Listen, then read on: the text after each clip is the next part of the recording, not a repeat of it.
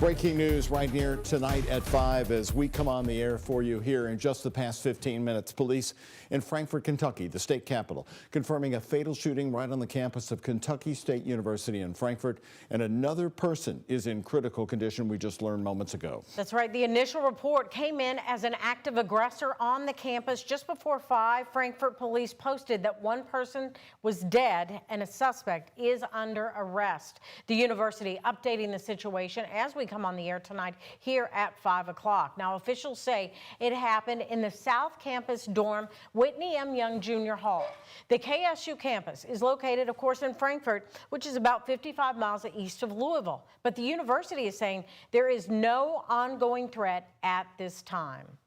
Now, in a statement, the university is saying 2 students were shot. Frankfort police again now saying one of them is dead, another in critical condition. Kentucky State officials, KSU officials, saying, quote, South Campus Residence Hall remain restricted to allow emergency crews and investigators full access to the area. Counseling and support services are available for students, faculty, and staff who may be impacted by this event.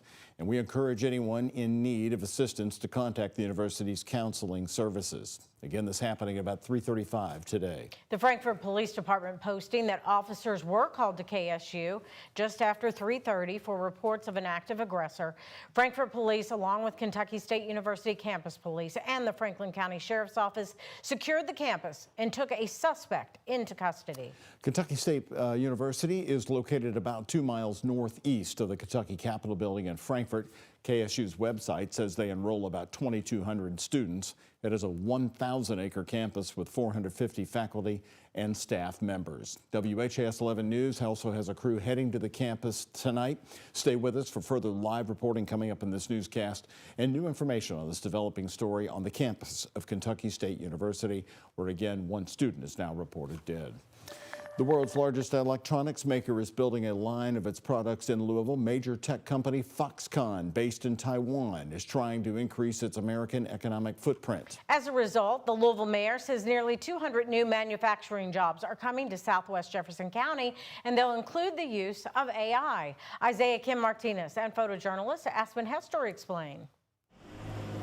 Louisville's Riverport Industrial Hub is welcoming a new neighbor, the biggest producer of everyday electronics in the world. Foxconn, well known for making everything from Apple iPhones to TVs to gaming consoles, is moving into this vacant building right across the street from LG&E's huge Mill Creek power plant. What they'll be making, the mayor won't reveal it just yet, instead offering this hint. It is going to be a well-known consumer product that you can see things on.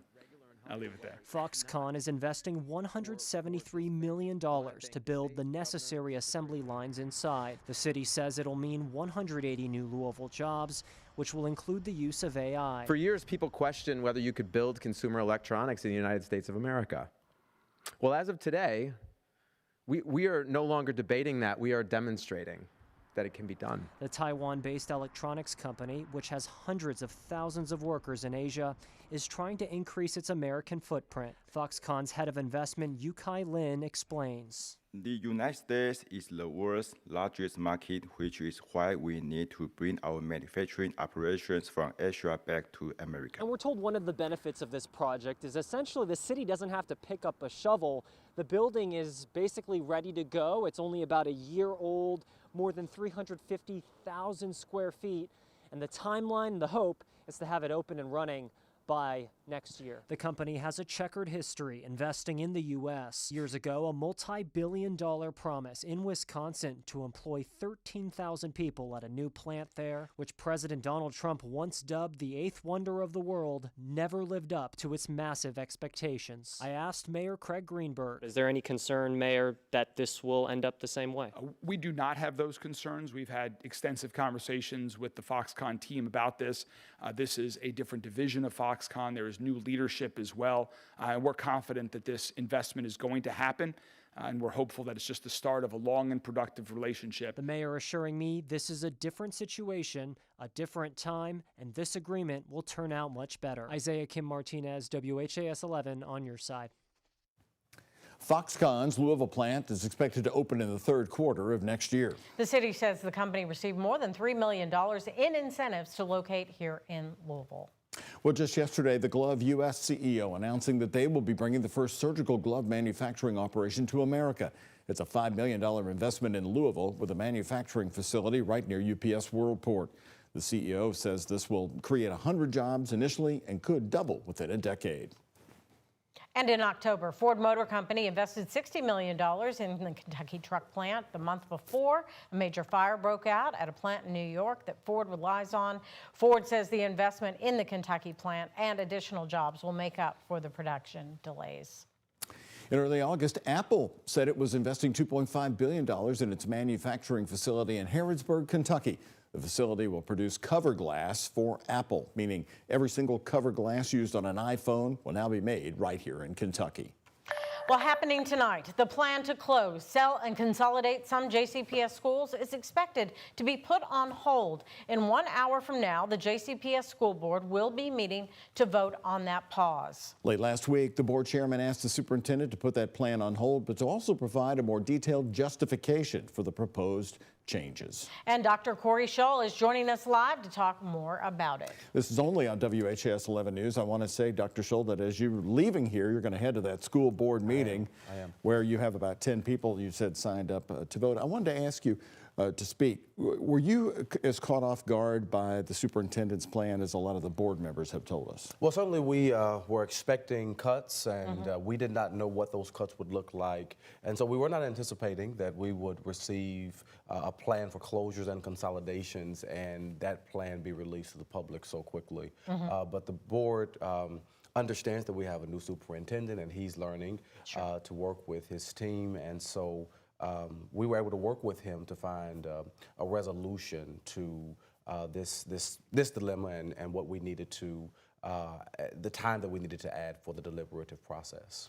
Is this a case where a public outcry really made a difference, especially with King Elementary? Well, the superintendent's team put forth this proposal, and then after the proposal was made public, they organized 3 public forums. And I attended some of those forums. Dr. Yearwood attended all of those forums. All of his executive cabinet attended those forums. And we were really listening to what the constituency had to say concerning the consolidation and closure of those schools. And I think the passion from the public really made a difference as it relates to thinking about what our next step should be.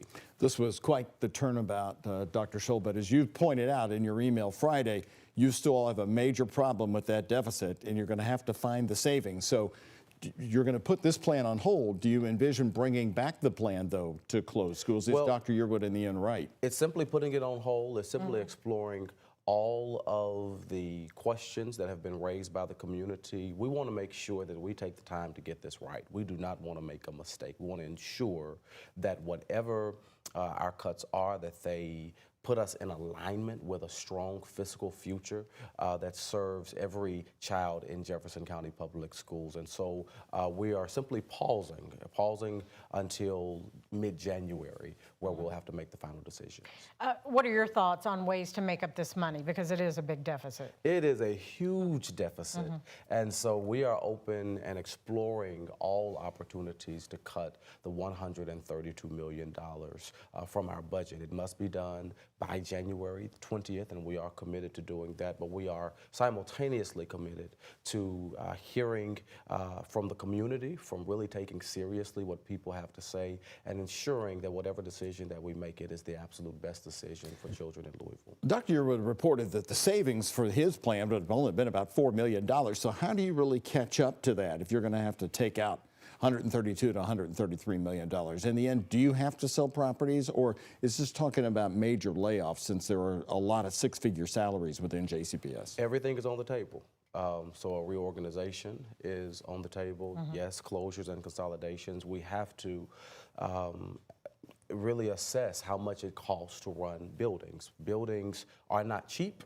One thing that I think people forget is that JCPS has to pay LG&E and has to pay our water bill and has to pay all of the expenses as it relates to maintenance to keep our buildings functioning. We have 164 buildings in the city of Louisville that we are responsible for maintaining, plus salaries, plus programming, plus all of the things that make the school district function. It is a huge operation. We have 96,000 children that we are serving and that we are attempting to serve well. And so when we talk about the expenditures of JCPS, what we are speaking about is the $12 million that went toward weapons detection system. And those weapon detection systems are really, really working well, ensuring that when weapons are brought into our buildings, that they are found immediately and they don't put our students at risk. You're talking about nurses in every school. You're talking about mental health practitioners in every school. You're talking about a JCPS police department that is responding to the state legislation related to school resource officers. You're talking about one-to-one technology. Every single student in JCPS has a Chromebook, and many of those students also have a hotspot so that they can use those Chromebooks. When we talk about the expenditures, those are the things that we're really underscoring, and we've got, you know, we want our community to know that we are doing the best we can with the resources that we have, but the need is becoming greater and greater, and our state, unfortunately, is not resourcing public education at the levels that they should. Well, we know you've got that vote coming up in about an hour. You're going to head to that school board meeting. Thank you for your exclusive interview and joining us one-on-one here. Thank you. We appreciate it, Thank you. Dr. Good Schultz. to be with you. All right.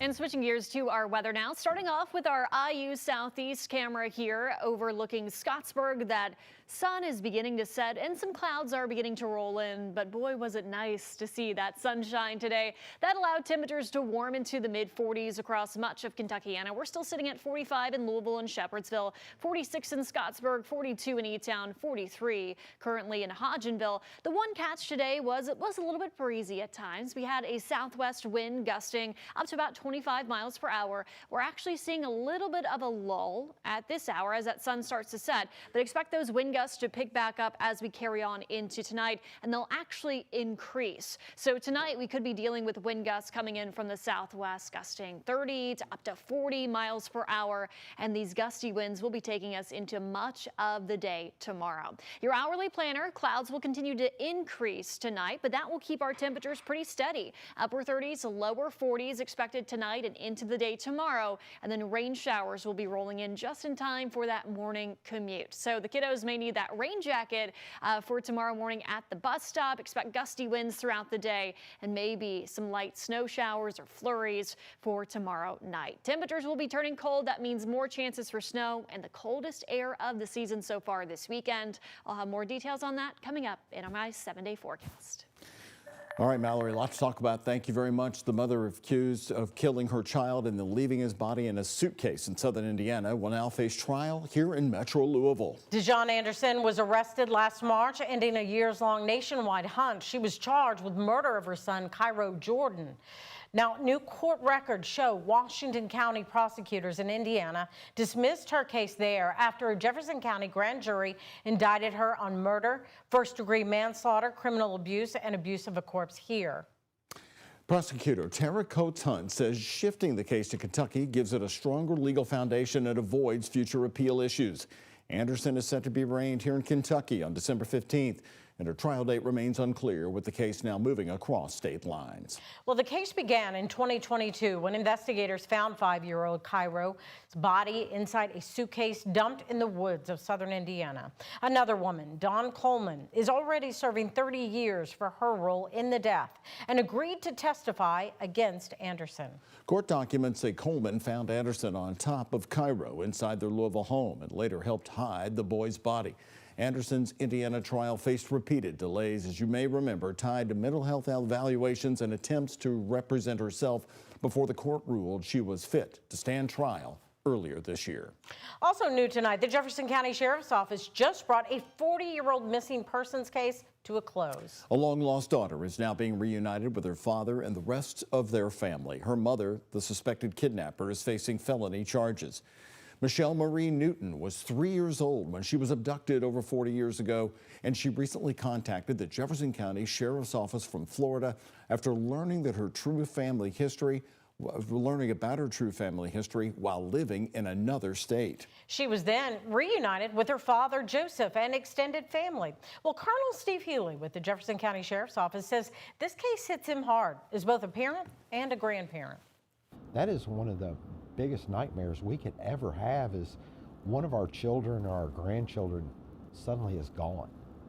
And you never, ever give up on that reunification, you know, especially if you don't know what's happened to them. Well, Michelle's mother, Deborah, was identified in Florida after a Crime Stoppers tip and appeared in Jefferson Circuit Court with an attorney for her arraignment. Deborah now faces a custodial interference charge, which is a felony in Kentucky. Custodial kidnapping does not have a statute of limitations, meaning she can be prosecuted 40 years after the original crime.